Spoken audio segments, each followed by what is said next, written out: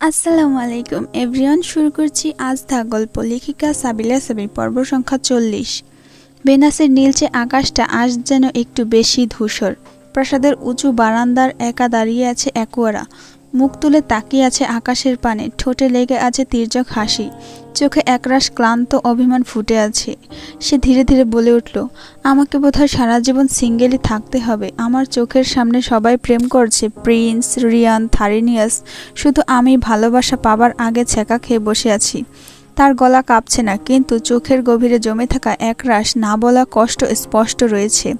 ভেনাসের আকাশ তাকে কোনো উত্তর দিল না, কিন্তু সে জানে না তার এই নিঃশব্দ অভিমান একেবারে পৌঁছে যাচ্ছে পৃথিবীর মাটিতে, বেইজিং শহরের এক নির্জন গবেষণাগারে। লিওঝান বসে আছে একা, গায়ে জড়ানো কালো ভারী ওভারকোট, সামনে কম্পিউটারের স্ক্রিন জ্বলজ্বলে ম্লান আলোয়। পাশে রাখা ছোট্ট একটা নোটবুক খুলে সে লিখে রেখেছে আজকের দিনের অনুভব। তোমাকে ফিরিয়ে দিয়ে কেন আমি কিছুতেই শান্তি পাচ্ছি না।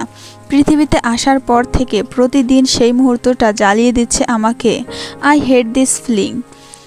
দুটো পৃথক গ্রহ, দুটো মন, একই মুহূর্তে দুই প্রান্তে একই ভালোবাসা, দুই হৃদয়ে জমে থাকা অভিমানের মতো নিঃশব্দে পড়ছে। অ্যাকোয়ারা এখনও জানে না তার বলা প্রতিটা অভিমানের শব্দ প্রতিধ্বনির মতো পৌঁছে যাচ্ছে সেই মানুষের মনে, যে একদিন আবার ফিরে আসবে তার অভিমান ভাঙতে, আর কেবল চুপ করে জড়িয়ে ধরে বলবে, আমি তখন বোকার মতো ছিলাম, এখন আমি জানি তুমি ছাড়া আমি কিছুই না। রৌদ্র স্নাত সকালের আলো ধীরে ধীরে ঢুকে পড়েছে এলড্রা প্রাসাদের গ্লাস কক্ষে। আলোর জ্যোতি ফিওনার গায়ে সোনালি পরশ বুলিয়ে দিচ্ছে। সে জানালার পাশে দাঁড়িয়ে নিচের বাগানটা দেখছিল, নরম এক আবেগ তার চোখে। পেছন থেকে হেঁটে এলো জেসপার, তার হাতে ছিল একটি ছোট্ট কালো মখমলের বক্স। চোখে ফুটে আছে অপূর্ব কোমলতা, ঠোঁটে অদ্ভুত এক গম্ভীর্য ভাব।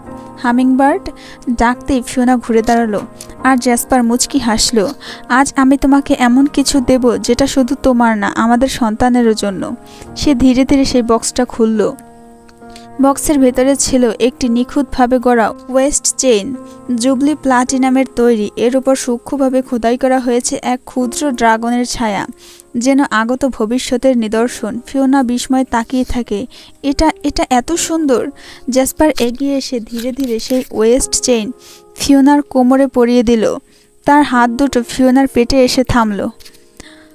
এই চেইন কেবল অলংকার না, এটা আমাদের সন্তানের প্রথম উপহার। এখন সে তোমার ভেতরে আছে, তাই তোমার গায়ে থাকা মানে তার গায়ে। ফিওনার চোখে জল জমে আসে। তুমি কি আগে থেকে প্ল্যান করেছিলে? জেসপার হেসে ফেলল। জেসপার অরিজিনের প্রেমে কোনো প্ল্যান থাকে না, হৃদয়ের নির্দেশে পথ দেখায়। ফিওনা তখন হালকা হেসে মাথা রাখে জেসপারের বুকে। চুপচাপ মুহূর্তে শুধু তাদের নিঃশ্বাসের শব্দ শোনা যাচ্ছে, আর মাঝখানে জ্বলজ্বল করছিল সেই জুবলি প্লাটিনামের চেন, যা এখন এক ভবিষ্যৎ প্রাণের প্রতীক। বিকেলের দিকে ফিওনা আয়নার সামনে দাঁড়িয়ে চুল আঁচড়াতে লাগলো। পেছন থেকে জেসপার তার কোমর জড়িয়ে ধরে আছে।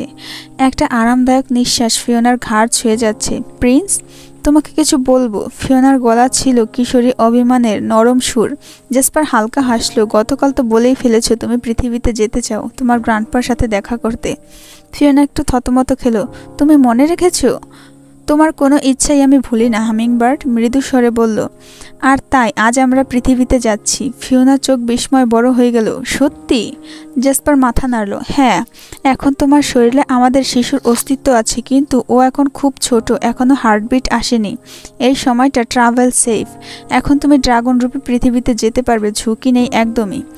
ফিওনার হাত নিজের পেটের উপর ধরে একটু আবেগে একটু সচেতনতায় জেসপার তখন ফিওনার মুখোমুখি দাঁড়ায়। এক গাঢ় দৃষ্টিতে তাকিয়ে বলল, তবে পৃথিবীতে যাওয়ার আরেকটা কারণ আছে। আমি চাই তুমি দেখো, আমার এই বিশাল জীবন, বিশাল সম্পদ, সমস্ত টাকা, শক্তি, এসবের উৎস। আমি কেবল ভেনাসের রাজপুত্র নই, পৃথিবীতেও আছে আমার অনেক কিছু।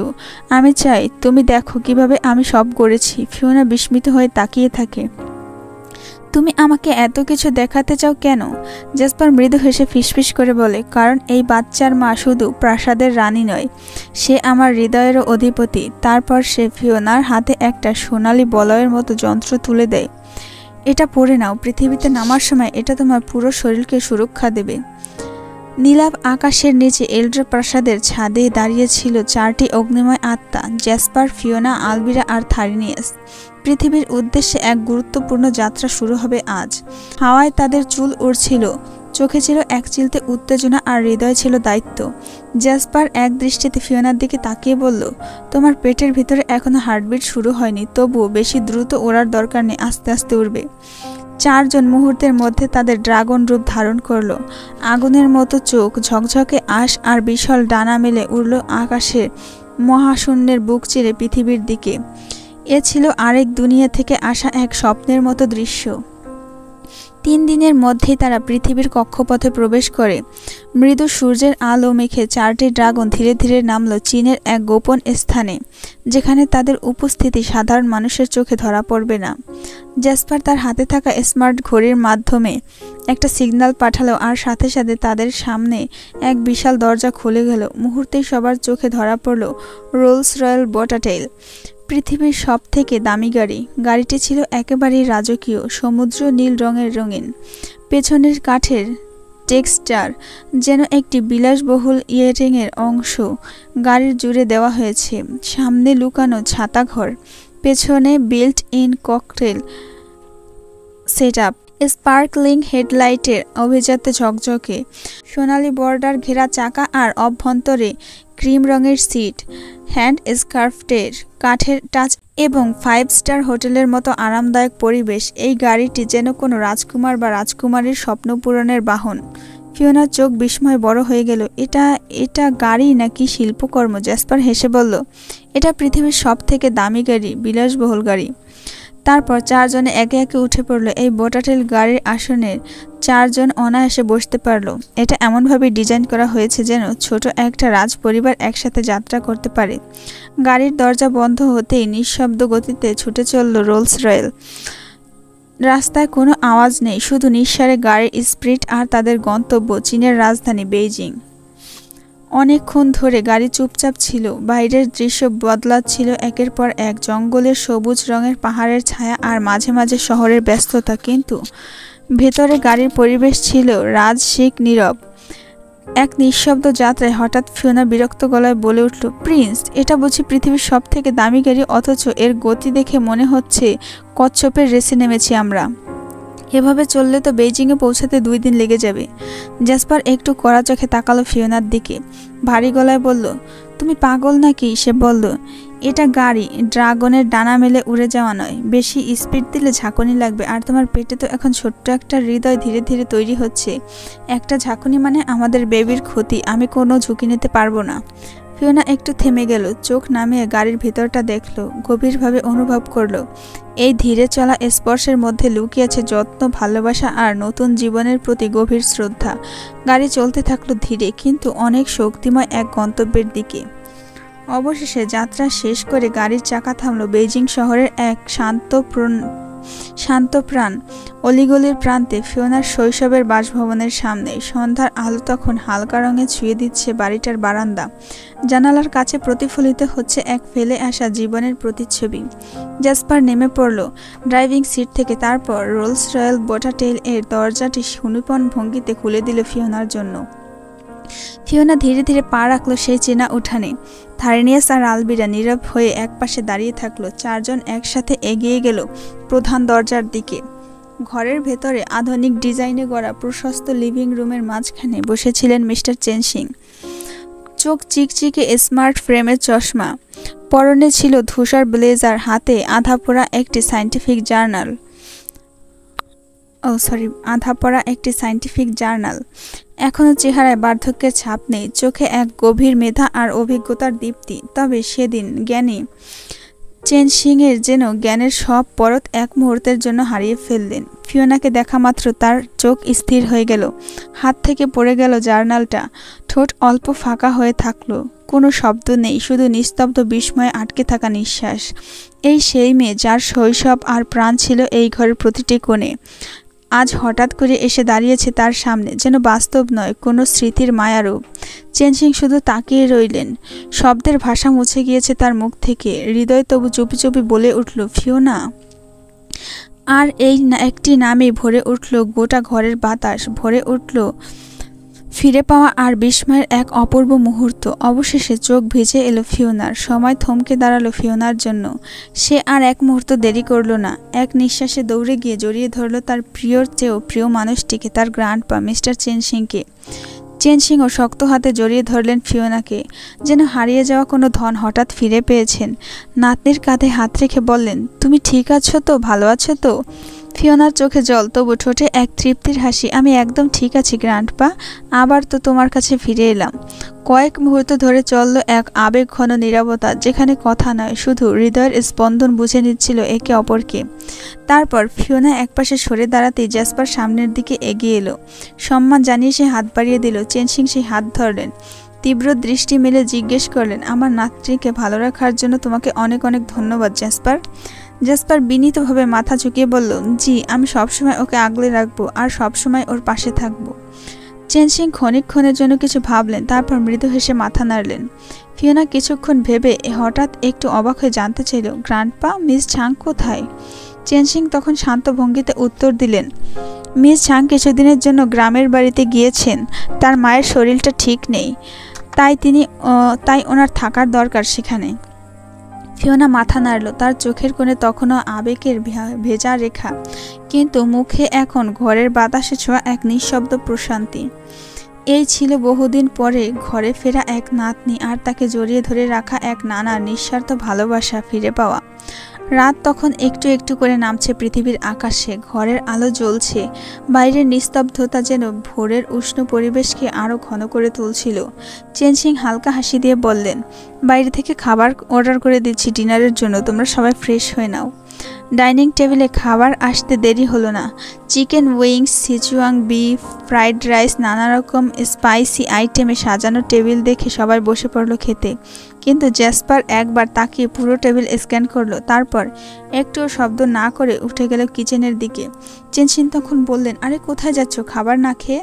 জ্যাসপার হালকা ভঙ্গিতে বলল, এই খাবারগুলো ফিওনার জন্য সঠিক নয়, আমি ওর জন্য আলাদা কিছু তৈরি করতে যাচ্ছি। চেন সিং একটু ভুরু কুঁচকে বললেন, কেন? ও তো এই সবই খায়, এখন কি এমন হলো? জ্যাসপার একটু থামলো, তারপর ধীরে ধীরে উত্তর দিল, কারণ ফিওনা এখন প্রেগনেন্ট, আর এই খাবারগুলো আমাদের সন্তানের জন্য ঝুঁকিপূর্ণ হতে পারে। ঘরে মুহূর্তেই নীরবতা নেমে এলো। চেন সিং যেন বিশ্বাস করতে পারছেন না নিজের কানে যা শুনেছেন। তারপর হঠাৎ করে তার মুখে এক অপার্থিব আনন্দের ঝলক। তুমি কি বললে? ফিওনা মা হতে চলেছে? ফিওনা লজ্জায় চোখ নামিয়ে নিল আর আলবিরা হেসে মাথা নাড়ল। চেন সিং যেন খুশিতে কেঁপে উঠলেন। উঠে এসে ফিওনার মাথায় হাত রাখলেন, তার চোখে জল চিকচিক করছে। আমার ছোট্ট নাতনিটা এখন মা হতে চলেছে, এ তো স্বর্গের আশীর্বাদ। আর ওদিকে জ্যাসপার তখন কিচেনে নিঃশব্দে প্রোটিন সমৃদ্ধ কম মশলার পুষ্টিকর খাবারের আইটেম বানিয়ে চলেছে, শুধু তার ভালোবাসার হামিংবার্ড আর তাদের অনাগত সন্তানের জন্য। ফিওনা ধীরে ধীরে কিচেনের দিকে এগিয়ে গেল। তার গায়ে তখন হালকা গোলাপি রঙের সোয়েটার, চোখে একরাশ কোমলতা।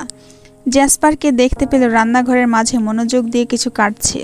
সে পেছন থেকে জ্যাসপারের কাঁধে ভর দিয়ে আদুরে কণ্ঠে বলল, প্রিন্স, বলছিলাম ওই স্পাইসি চিকেন উইংসগুলো আমার কত প্রিয় জানো, একটু খাই না প্লিজ? জ্যাসপার থেমে গেল, তারপর মুখ ঘুরিয়ে ফিওনার চোখে চোখ রেখে এবার সোজা গলায় বলল, একদম না, ঠিক এই মুহূর্তে তোমার পছন্দ না। তোমার সন্তানের নিরাপত্তা সব থেকে বেশি গুরুত্বপূর্ণ। তুমি খুশি হলে আমি খুশি, কিন্তু তোমার শরীর যদি ক্ষতিগ্রস্ত হয় আমি নিজেকে কখনো ক্ষমা করতে পারবো না। ফিওনা নিচু স্বরে বলল, তুমি তাহলে এমন করা হয়ে গেলে? জ্যাসপার হেসে বলল, আমি করা নেই, আমি দায়িত্ববান। তুমি এখন একজন মা আর আমি একজন বাবা। আমাদের শুধু ভালোবাসতে নয়, আগলে রাখতেও শিখতে হবে। তারপর সে এক চামচ স্যুপ তুলে বলল, চলো, তোমার জন্য বানানো এই খাবারটা আগে খাও, তারপর চাইলে তোমার পছন্দের কিছু বানিয়ে দেব, কিন্তু শুধু যদি সেটা বেবির জন্য নিরাপদ হয়। ফিওনা তখন মুখে এক চিলতে হাসি আনলো, রাগে নয়, ভালোবাসায় ভরা। সবাই একসাথে ডাইনিং টেবিলে বসে পড়ল। থারিনিয়াস আর আলবিরা মৃদু কথা বলছিল। চেন সিং মন দিয়ে ফ্রাইড রাইসে চামচ চালাচ্ছিলেন। ফিওনার সামনে সাজানো ছিল তার জন্য জ্যাসপারের বানানো বিশেষ স্যুপ, স্বাস্থ্যসম্মত, কম মশলা আর পুরোপুরি প্রেগনেন্সি রুলস অনুযায়ী। কিন্তু ফিওনার চোখ আটকে গেল জ্যাসপারের প্লেটে। সেখানে ছিল ঠিক তার মতোই স্যুপ, কোনো স্পাইসি ফ্রাইড চিকেন না, কোনো রোস্ট বিফ না, একটু ঝাল বা তেল জাতীয় খাবার। সে অবাক হয়ে মুখ তুলে জিজ্ঞেস করলো, প্রিন্স, তুমি এইসব কেন খাচ্ছ? এত ভালো ভালো খাবার টেবিলে রেখে আমার এই একঘেয়ে খাবার তোমার পছন্দ হলো? জাসপার মাথা নাড়ল, ঠোঁটে এক প্রশান্তির হাসি। তারপর চেন সিংয়ের দিকে একবার তাকিয়ে বলল, তোমার পছন্দের খাবার যখন তোমার খাওয়া নিষেধ, সেটা আমি কিভাবে খাই? তুমি যখন চোখের সামনে সেই খাবার খেতে পারবে না, তখন আমি কিভাবে অবলীলায় তা উপভোগ করব? সে ফিওনার দিকে একটু ঝুঁকে এসে গম্ভীর কিন্তু মোলায়েম কণ্ঠে বললেন, বেবি তো তোমার একার না, আমাদের দুজনের। তাহলে স্যাক্রিফাইস কেন তুমি শুধু একা করবে? দুজনকেই করতে হবে। আমি সবসময় তোমার পাশে থাকব, সুখে দুঃখে কষ্টে, এমনকি খাবার টেবিলেও। ফিওনার গাল লাল হয়ে উঠল হালকা। তার চোখে কেবল একটি ছায়া, ভালোবাসা। নিঃশব্দে সে জ্যাসপারের হাতটি স্পর্শ করল টেবিলের নিচ দিয়ে, যেন বলে উঠল, এই ভালোবাসা যদি নিষেধ ও বাধা পড়ে, তবুও সেটা আমার জীবনের সব থেকে নিরাপদ আশ্রয়। আলোয় ঝলমলে মঞ্চ, চারিদিকে ক্যামেরার ফ্ল্যাশ ঝলসে উঠছে। ভেতরে ঢুকতে থাকা অতিথিদের তালিকায় দেশের বড় বড় হাসপাতালের ডিরেক্টর থেকে শুরু করে আন্তর্জাতিক সংস্থার প্রতিনিধিরাও আছে। উৎসবমুখর পরিবেশ, কারণ আজ ঘোষিত হবে চায়নার বেস্ট ডক্টর অ্যাওয়ার্ড।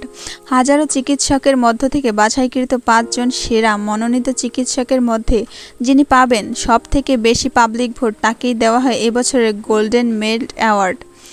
ঘোষক মঞ্চে উঠে বললেন, এবছরের সবথেকে প্রাপ্তবয়স্ক চিকিৎসক, যিনি তরুণ বয়সে একের পর এক সফল অস্ত্রোপচার, দুর্লভ কেস হ্যান্ডেল করেছেন এবং নতুন মেডিকেল রিসার্চে চীনকে গর্বিত করেছেন, তিনি হচ্ছেন ডক্টর লিউ ঝান।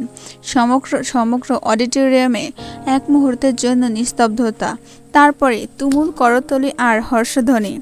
সামনে বসে থাকা লিউ ঝান স্থির চোখে মঞ্চের দিকে তাকিয়েছিল।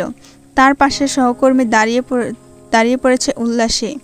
লিউ ঝান ধীরে পায়ে মঞ্চে উঠল। তার পরনে ছিল সাদা মেডিকেল কোটের উপর কালো স্যুট, চোখে আত্মবিশ্বাসের দীপ্তি। অ্যাওয়ার্ড গ্রহণ করে মাইকের সামনে এসে বলল, আমি এই সম্মান তাদের জন্য উৎসর্গ করছি, যারা নির্ঘুম রাত কাটানোর পর অন্যের প্রাণ বাঁচায়। চিকিৎসক হওয়া মানে শুধু পেশা নয়, এটা এক ধরনের প্রতিজ্ঞা। ধন্যবাদ আমাকে এই দায়িত্বের যোগ্য মনে করার জন্য। তার কথা শেষ হওয়ার সঙ্গে সঙ্গে ক্যামেরার ঝলকানি আরও তীব্র হয়ে উঠল। বাইরে বের হওয়ার সময় প্রায় শত শত তরুণী, নার্স, ছাত্রী এবং মেডিকেল কলেজের শিক্ষার্থীরা তাকে ঘিরে ধরল। কেউ বলছে, ডক্টর লিউ ঝান, একটা সেলফি প্লিজ। আপনি আমার অনুপ্রেরণা। এই মেডেল আপনার মতো হ্যান্ডসাম ডক্টরের প্রাপ্য। এক পর্যায়ে নিরাপত্তা লোকদের হস্তক্ষেপ করতে হয় ভিড় সামাল দিতে, কিন্তু লিউ ঝান হাসি মুখে সকলের অনুরোধ রাখল। কারো ফোনে সেলফি, কারো মেডিকেল বইয়ে অটোগ্রাফ, আবার কেউ নিজের সাদা কোর্টে তার সাইন নিল।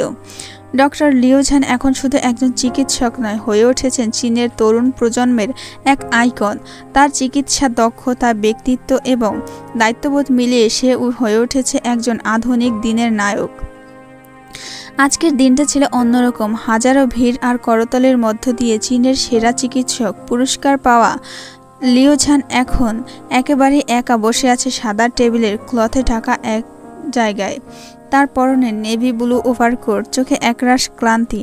রেস্তোরাঁয় টুংটাং সুর বাজছে। আজ তার বাবা মা জোর করে ব্লাইন্ড ডেটে পাঠিয়েছে তাকে। মেয়েটি সুন্দরী, মার্জিত, চীনের এক নামকরা উদ্যোক্তার মেয়ে, কিন্তু লিউ ঝানের হৃদয়ে কারোর জন্য জায়গা ফাঁকা নেই। সে মেয়েটির মুখের দিকে তাকিয়ে বারবার দেখছে অন্য এক মুখ, অ্যাকুয়ারা। তার চোখে ভেসে ওঠে সেই গভীর আকাশী চোখের চাহনি, সেই সাহসী আর কোমল কণ্ঠস্বর। সে একটুখানি হাসে, যা পৃথিবীর কোনো ব্যাখ্যায় ধরা পড়ে না। টেবিলের সামনে বসে থাকা মেয়েটির ঠোঁট নড়ছে, কথা বলছে, কিন্তু লিউ ঝান শুনছে না কিছুই। সেজন্য উপস্থিত হয়েও অনুপস্থিত। হঠাৎ উঠে দাঁড়ালো লিউ ঝান। মেয়েটি চমকে উঠল, কোথায় যাচ্ছেন আপনি? লিউ ঝান সংক্ষেপে উত্তর দিল, আম সরি, আমার হৃদয় অন্য কোথাও পড়ে আছে। আমি শুধু একটা শরীর নিয়ে এখানে ছিলাম। সে দ্রুত রেস্তোরাঁর দরজা ঠেলে বেরিয়ে গেল। রাত তখন গভীর। শহরের সব কোলাহল পিছনে ফেলে লিউ ঝান তার গাড়িতে উঠে পড়ল। অন্ধকার পাহাড়ি রাস্তায় গাড়ি ছুটে চলল। চীনের একদম নির্জন, কুয়াশা ঢাকা পড়ে পাহাড়ের দিকে এগিয়ে গেল। গাড়ি থামলো পাহাড়ের সামনে। গাড়ি থেকে নেমেই উঠে গেল পাহাড়ের চূড়ায়। কুয়াশার পর্দার আড়ালে দাঁড়িয়ে লিউ ঝান চোখ বন্ধ করল। কয়েক সেকেন্ড পরেই তার শরীরের আকৃতি বদলাতে শুরু করলো। চোখ লালচে আভা ছড়ালো, পিঠ থেকে পাখার মতো আঁশ বেরিয়ে এলো, বিশাল আকার ধারণ করলো। লিউ ঝান তার আসল রূপে এক আগুনের ড্রাগন। এবার বিশাল পাখা মেলে ধরতেই আকাশ থরথর করে কেঁপে উঠল। অ্যাকুয়ারা, আমি আসছি। গর্জন তুলে লিওজান আকাশের দিকে উড়ে গেল, দূর বহু দূরে ভেনাসের দিকে, যেখানে তার হৃদয়ের মালিক অপেক্ষা করছে। চুপি চুপি কারো চোখে ধরা না পড়ে তাই সিলভা বেরিয়ে এসেছিল প্রাসাদের পেছনের ছোট্ট গেট দিয়ে। চাঁদের আলোয় তার চুল ঝলমল করছিল। হাওয়া হালকা ঠান্ডা, কিন্তু হৃদয়ের ভিতরে যেন অদ্ভুত এক উত্তাপ। পেছনে ধীরে ধীরে ছায়ার মতো এক অবয়ব বেরিয়ে এলো। এথিরিয়ান। তার হাতে ছিল একটি ছোট্ট জ্বলন্ত আলো, যেন তার আগুনের হৃদয় থেকে উষ্ণতর। ইউনো, সিলভা পাশে এসে দাঁড়িয়ে মৃদু স্বরে বলল, এই রাতটা আমি অনেক দিন ধরে চাইছিলাম, শুধু আমাদের জন্য। সিলভা এক ঝলক তাকালো, যেন সেখানে ছিল শুধু সততা আর একরাশ প্রশ্রয়। তারা ধীরে ধীরে হাঁটতে লাগলো বাগানের সরু পথ ধরে, দুই পাশে সুগন্ধি ফুল, উপরে আকাশের ছড়ানো তারা। এথিরিয়ান মাঝে মধ্যে মাটিতে আগুনের দাগ টেনে পাথরের ওপর ছোট ছোট শিখা জ্বালাচ্ছিল তাদের আলো, আর যেন ভালোবাসার সাক্ষী হিসেবে। চাঁদের আলোয় প্রাচীন বাগানের পাথরের সিঁড়ির ধারে বসেছিল সিলভা আর এথিরিয়ান। বাতাসে ফুলের গন্ধ, চারিপাশে নিস্তব্ধতা। সিলভা হালকা বেগুনি চুলের বাতাসে হালকা নড়ছিল, আর এথিরিয়ানের চোখ স্থির ছিল তার মুখের দিকে। তোমার চোখে আমি আমার ভবিষ্যৎ দেখি। এথিরিয়ানের কণ্ঠ ছিল গাঢ় আর থমথমে, কিন্তু হৃদয় জুড়ে কোমলতা। সিলভা কিছুই বলল না, শুধু ধীরে ধীরে মুখ ঘুরিয়ে এথিরিয়ানের চোখে তাকালো। সেই চোখে ছিল আগুন, শক্তি, কিন্তু প্রেমের অতিথ্য। হঠাৎ যেন মুহূর্তে থেমে গেল। এথিরিয়ান তার আঙুল বাড়িয়ে সিলভার গালের পাশ ছুঁয়ে বলল, তোমার ঠোঁটে এত প্রশ্ন জমে আছে, আমার তো উত্তর দিতে ইচ্ছে করছে। সিলভার শ্বাস ভারী হয়ে এলো, তারপর সে চোখ বন্ধ করল। এথিরিয়ান ধীরে ধীরে এগিয়ে গেল, তাদের নিঃশ্বাস মিলতে লাগলো। আর ঠিক সেই সময় খুব ধীরে, খুব সতর্কভাবে, যেন কোনো পবিত্র প্রতিজ্ঞার মতো, সে তার ঠোঁট ছুঁয়ে দিল সিলভার ঠোঁটে। চুম্বনটি ছিল প্রথম সূর্যোদয়ের মতো ধীরে, নরম আর সত্যি। সিলভা একটু কেঁপে উঠল, তারপর তার হাত এথিরিয়ানের গলার পেছনে গিয়ে জড়িয়ে ধরল। মুহূর্তটি দীর্ঘ হলো, যেন সময় নিজেই তাদের জন্য কিছুটা ধৈর্য ধরল। চুম্বনের পর দুজনেই কিছুক্ষণ চুপ ছিল, কেবল হৃৎপিণ্ডের শব্দ আর ভালোবাসার নিঃশব্দ প্রতিধ্বনি বাজতে লাগলো। সকালটা শুরু হয়েছিল এক অদ্ভুত প্রশান্তি নিয়ে। সূর্য যেন একটু বেশি উজ্জ্বল আজকে, বাতাসে যেন অন্যরকম হালকা উৎসবের গন্ধ। ফিওনা যখন জানালার পর্দা সরিয়ে বাইরে তাকালো, তখন সে দেখতে পেল জ্যাসপার ইতোমধ্যে প্রস্তুত হয়ে দাঁড়িয়ে আছে। তার পরনে কালো ওভারকোট, তার চোখে চিরচেনা সেই আত্মবিশ্বাস, আর ঠোঁটের কোণে স্নিগ্ধ হাসি। আজকে তোমার জন্য অন্যরকম এক দিন হতে যাচ্ছে হামিংবার্ড, জ্যাসপার বলল। আজ তুমি জানবে পৃথিবীতে আমার পদচিহ্ন কোথায় কোথায় ছড়ানো। ফিওনার চোখ বিস্ময় বড় হয়ে গেল। সে জানত জ্যাসপার সাধারণ কেউ নয়, কিন্তু আজকের দিনটা যেন তার সমস্ত ধারণা ভেঙে দিতে চলেছে। এদিকে আলবিরা আর থারিনিয়াস সকালে বেরিয়ে পড়েছে নতুন প্রজেক্টটা নিয়ে একটি বৈশ্বিক কোম্পানির ক্লায়েন্টদের সঙ্গে মিটিংয়ে। ওদের পৃথিবীতে আগমনের একটি বড় উদ্দেশ্য ছিল এই প্রজেক্টের বিস্তার। আর জ্যাসপার, সে ফিওনাকে নিয়ে রওনা হলো। প্রথমে তারা গেল একটা বিশাল টাওয়ারে, ড্রাকনস গ্লোবাল টেকনোলজিস। ভবনটি গ্লাসের দেওয়ালগুলো সূর্যের আলোয় হীরের মতো ঝলমল করছে। জ্যাসপার দেখল এটি তার প্রথম পৃথিবীর ইনভেস্টমেন্ট, যেখানে তার সুপার কম্পিউটার এবং মহাকাশ গবেষণা নিয়ে কাজ করে। তারপর তারা গেল একটি ইল্ডার ক্রিস্টাল রিসোর্টস, বিশ্বের দামি হোটেল চেইনের একটির মালিক সে। ভেনুয়ারা ফ্যাশন হাউস, বিখ্যাত ফ্যাশন ডিজাইন ব্র্যান্ড, যার ইনভেস্টমেন্ট জ্যাসপার। ড্রাকন কোর এনার্জি, একটি শক্তি উৎপাদনকারী সংস্থা, যার ভিনগ্রহীয় প্রযুক্তিতে পৃথিবীর সবুজ শক্তির বিপ্লব ঘটাচ্ছে। ফিওনা চুপচাপ গাড়িতে বসেছিল, কিন্তু তার চোখে বিস্ময় ছলছল করছিল। তুমি এত বড় কিছু করো, ফিওনা ফিসফিস করে বলল। জ্যাসপার হালকা হাসল। তার মানে তুমি বিলিয়নার? ফিওনা অবাক হয়ে বলল। জ্যাসপার একটা ঠান্ডা হাসি দিল। হুঁ, ট্রিলিয়নার। কিন্তু বর্তমানে আমি শুধু একজন হাজবেন্ড, যার সম্পদ তোমার হাসির চেয়ে মূল্যবান নয়। ফিওনার কণ্ঠে তখন বিস্ময়ের রেশ, চোখ এখনও ঝিলমিল করছে আগুনের মতো। সে হঠাৎ জিজ্ঞেস করল, তুমি তো তাহলে ইলন মাস্কের থেকেও ধনী, তাহলে বিশ্বের সবথেকে ধনীদের তালিকায় তোমার কোনো নাম নেই কেন? জেসপার হালকা হেসে তার দিকে তাকালো। তার চোখে ছিল এক নিঃশব্দ অহংকার আর গভীর নিঃসঙ্গতা। সে বলল, আমি ভেনাসের প্রিন্স। এই পৃথিবীতে নিজেকে হাইলাইট করার কোনো ইচ্ছে আমার নেই। আমি যা করেছি করব তা ভেনাসের জন্য, আর এখন তোমার আর আমাদের অনাগত সন্তানের জন্য। এটা বলেই জেসপার একটু থামলো, তারপর কণ্ঠ নরম হয়ে গেল। তবে যদি কখনো এই পৃথিবীতে কেউ হাইলাইট হয় সেটা হবে তুমি। ফিওনার কণ্ঠ কেঁপে উঠল। আমি? জেসপার এবার তার 2 হাত ধরে চোখে চোখ রেখে বলল, হ্যাঁ তুমি। তোমাকে আমি পৃথিবীর বেস্ট বিজনেস উইমেন বানাবো। তুমি বাঁচবে নিজের পরিচয়, আমার পরিচয় নয়। তুমি হবে এমন এক নাম যার পাশে কোনো উপাধির দরকার হবে না, কারণ তুমি এলিসন ফিওনা, আর সেটাই যথেষ্ট। ফিওনার বুক কেঁপে উঠল। সে জানত এই মুহূর্তে কোনো রাজ্য, কোনো সিংহাসন বা কোনো ডায়মন্ড কিংবা কোনো $1 ট্রিলিয়ন সাম্রাজ্য এই একটি মাত্র বাক্যের সমান নয়। জেসপার ফিওনার হাত ধরে নিয়ে গেল একটি আধুনিক ঝকমকে ভবনের সামনে। ভবনটা যেন মেঘ ছুঁয়ে আছে, পুরোটা কাচের গায়ে আঁকা ঝলমলে রূপালি লেগো ফিওনিক্স। নিচে ছোট করে লেখা, powered by vision, inspire by Fiona. Fiona থেমে গেল, তার চোখ বিস্ময় ছলছল করে উঠল। এটা কি? তার গলা কেঁপে উঠল। জেসপার ধীরে ধীরে বলল, এই ভবনটা শুধু একটা কোম্পানির অফিস নয়, এটা তোমার স্বপ্নের প্রথম পদক্ষেপ।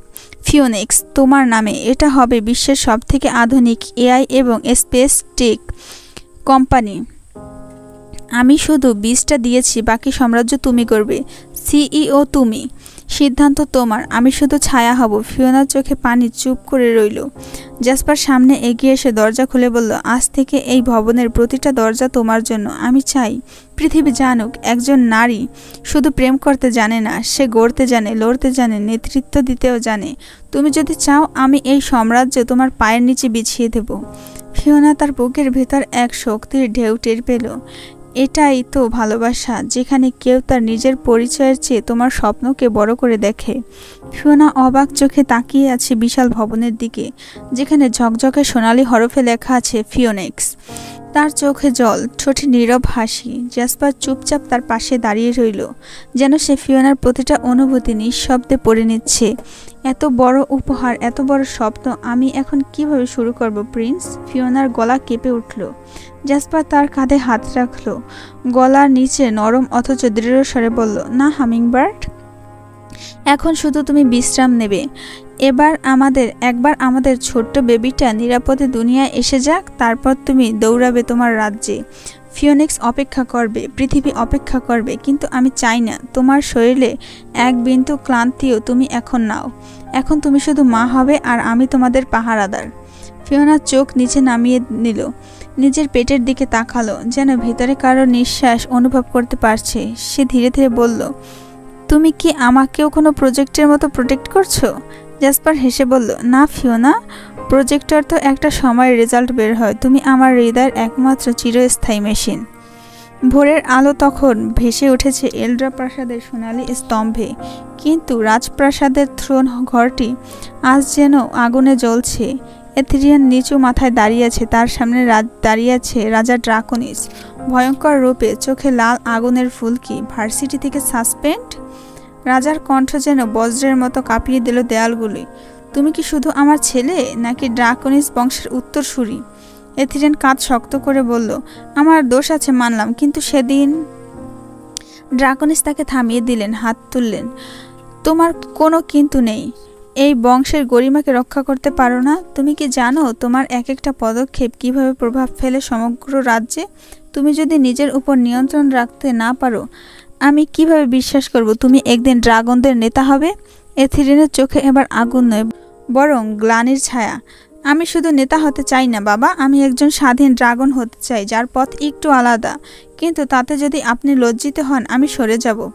রাজা ড্রাকোনিস তার দিকে তাকিয়ে রইলেন কিছুক্ষণ চুপ করে, তারপর গম্ভীর গলায় বললেন, তোমার আলাদা পথ যদি আমার সম্মান নষ্ট করে, তবে সেটা স্বাধীনতা নয়, দায়িত্বহীনতা।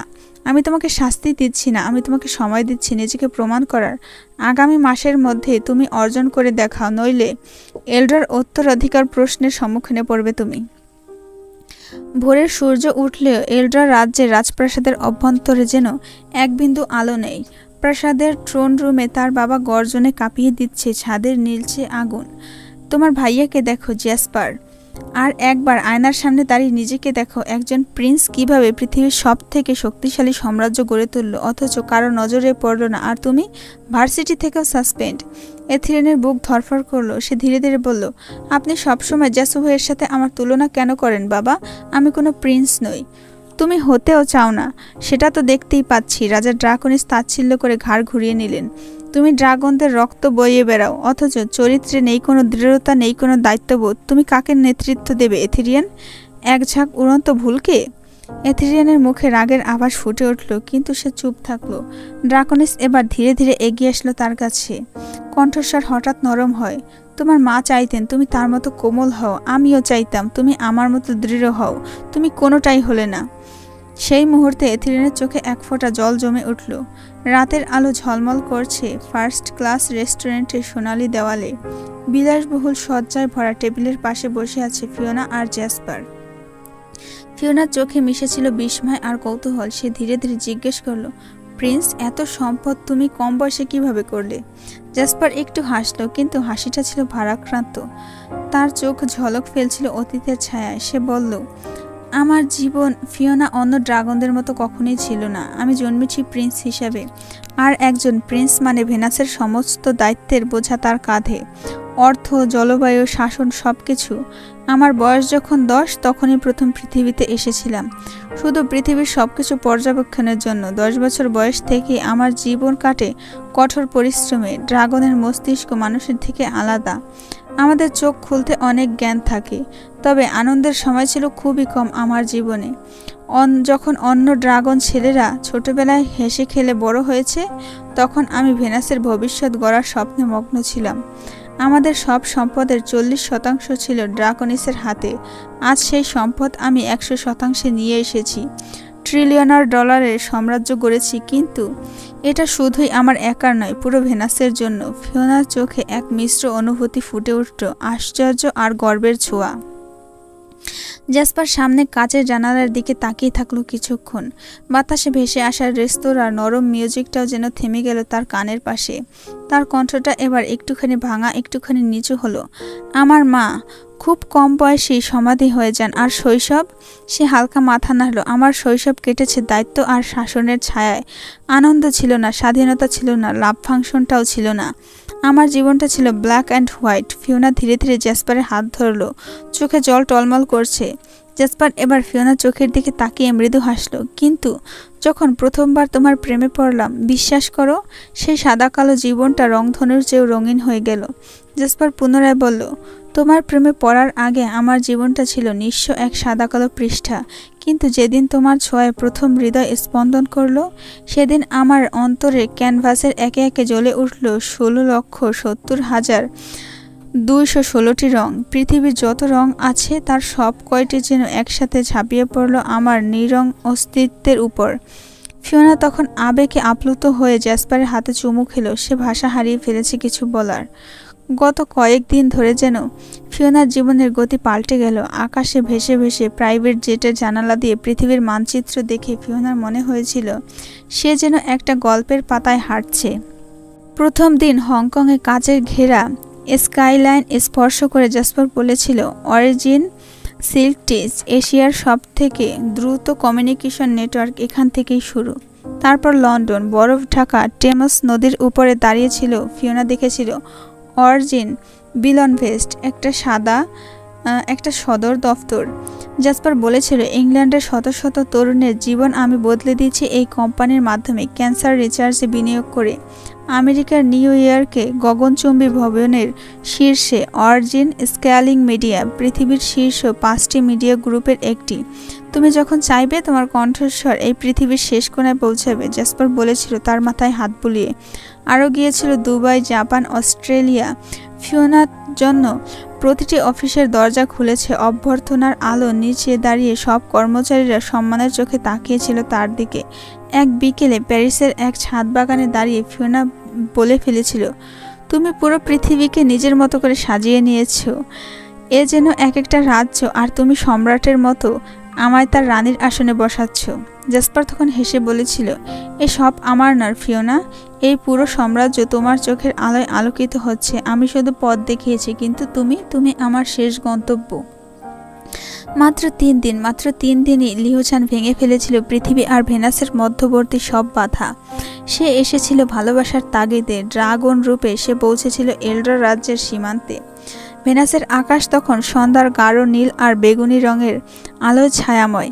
ধীরে ধীরে বৃষ্টি পড়ছে নীরব শব্দে, যেন কোথাও হারিয়ে যাওয়া অতীতকে স্মরণ করিয়ে দিচ্ছে। লিওঝান দাঁড়িয়েছিল পাহাড় ঘেরা মূল ফটকের সামনে। গা ভর্তি নীল ওভারকোট তখন ভিজে ভারী হয়ে আছে, যেন পৃথিবীর ক্লান্তি তার কাঁধে লেগে আছে। এখনও কপালের চুলগুলো বৃষ্টির পানিতে লেপ্টে গিয়েছিল, চোখের কোণ ছুঁয়েছিল, তবুও তার চোখ দুটো 2 জ্বলন্ত অগ্নিশিখার মতোই জ্বলছে। সে ধীরে ধীরে পা ফেলল এল্ডার সোনালি পাথরের মেঝেতে। মাটির প্রতিটি ধূলিকণা, বাতাসের প্রতিটা শ্বাসে যেন প্রাচীন ড্রাগনদের নিঃশ্বাস লেগে আছে। এ ছিল রাজকীয় অপার সৌন্দর্য ও দুঃসাহ ইতিহাসে মোড়া এক ভূখণ্ড। আকাশ জুড়ে ভেনাসের সন্ধ্যাবেলা নেমে এসেছে এক মায়াবী বিষণ্ণতায়। ঝিরি ঝিরি বৃষ্টি পড়ছে। মাঝে প্রাসাদের ছাদে দাঁড়িয়েছিল অ্যাকোয়ারা। তার হাতে ছিল এক ছোট্ট রূপার জলপাত্র। স্নেহ ভরে সে রাজপ্রাসাদের ছাদ বাগানে রাখা ফুলগাছগুলোয় পানি দিচ্ছিল। প্রতিটি পাতায়, প্রতিটি ফুলে যেন তার হৃদয়ের কোমলতা ঢেলে দিচ্ছিল সে। হঠাৎ কোনো এক অদৃশ্য ডাকে যেন থেমে গেল তার হাত দুটো। চোখ দুটো আপনা আপনি ছাদ থেকে দূরে রাজপ্রাসাদের মূল ফটকের দিকে চলে গেল। আর তখনই বৃষ্টির পর্দা ভেদ করে একটা চেহারা ফুটে উঠল চোখে। নীল ওভারকোটে ভিজে এক ছায়ামূর্তি, কপালে চুল লেপ্টে আছে, চোখ দুটো আগুনের মতো ঝলসে উঠছে। একেবারে নিঃশ্বাস ফেলে ফিসফিস করে বলে উঠল, লিওঝান। শব্দ যেন হারিয়ে গেল বাতাসে, কিন্তু তার হৃদয় তখন তীব্র স্পন্দনে কেঁপে উঠছিল। দীর্ঘদিনের পুরনো মুখ, যাকে সে ভেবেছিল আর ফিরে আসবে না কখনো, সে দাঁড়িয়ে আছে আবার এল্ডার রাজ্যের ঠিক সামনে। ভিজে, নীরব, অথচ প্রতিটি ক্ষণে যেন আকাশ কাঁপিয়ে দিচ্ছে তার উপস্থিতি। অ্যাকোয়ারার চোখ তখন শুধু একটাই মুখ, লিওঝান।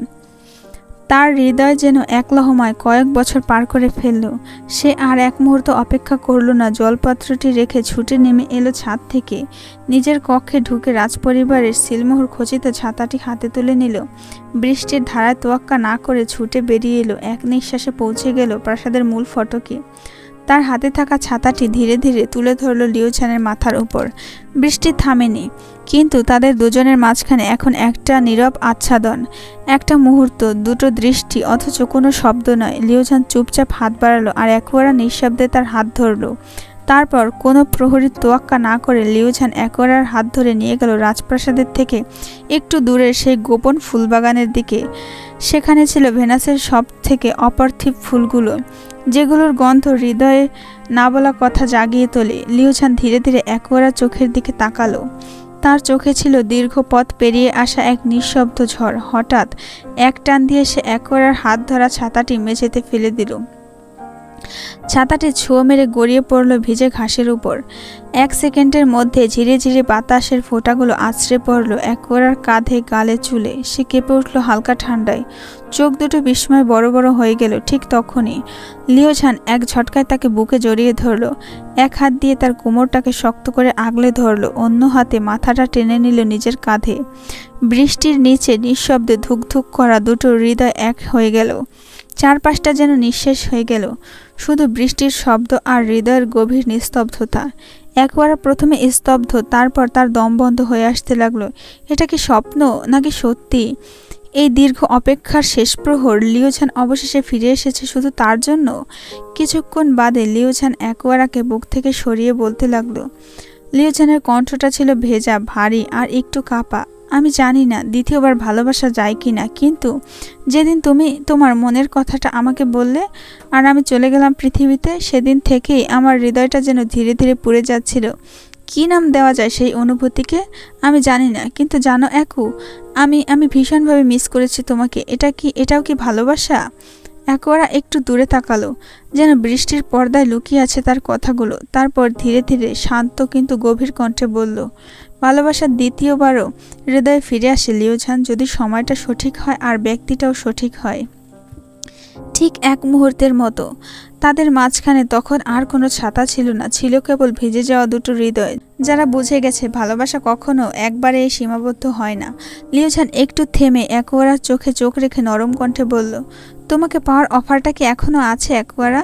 অ্যাকোয়ারা কিছু না বলে চুপ করে রইল। হয়তো হাজারটা কথা ঘুরছিল তার মনে, কিন্তু ঠোঁট অবধি কিছুই আসলো না। লিওঝান আস্তে করে তার গালে হাত রাখলো, চোখে অদ্ভুত এক কোমলতা। জানো, আকাশি রংটা শান্তির প্রতীক, আর তোমার চোখ দুটো, ওখানে পুরো একটা আকাশ লুকানো। আমি সারা জীবন ওই চোখের দিকে তাকিয়ে কাটিয়ে দিতে পারবো।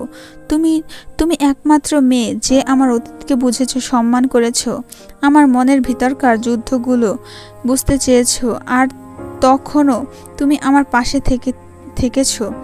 আমি তোমাকে কিভাবে হারিয়ে ফেলি একু? বৃষ্টির ফোঁটা তখন দুজনের গা গড়িয়ে পড়ছিল, কিন্তু হৃদয়ের মাঝে ছিল এক উষ্ণতার স্রোত।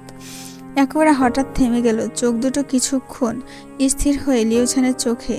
তারপর নিঃশব্দে গড়িয়ে পড়ল প্রথম অশ্রুবিন্দুটি। কোনো শব্দ ছিল না, শুধু বৃষ্টির ফোঁটা আর ভেজা নিঃশ্বাসের মাঝখানে একেবারে কান্না যেন এক সুরহীন সঙ্গীত হয়ে বেজে উঠছিল।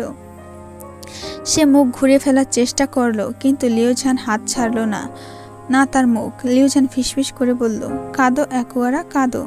আমি এখানেই আছি, এবার আর পালিয়ে যাব না। অ্যাকোয়ারা কাঁদতে কাঁদতে বলল, তুমি জানো না আমি কতদিন ধরে এই শব্দগুলো শুনতে চেয়েছি। তুমি ফিরবে এই বিশ্বাসটুকু নিয়ে আমি ছিলাম। তার কণ্ঠ ভেঙে পড়ছে, কিন্তু সে আর নিজের আবেগ লুকাতে পারছে না।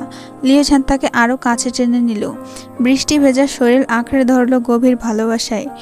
এ মুহূর্তে ভেনাসের আকাশও হয়তো একটু নরম হয়ে এসেছে। লিওঝান বুঝে উঠতে পারছিল না কিভাবে থামাবে অ্যাকোয়ারার অঝোর কান্না।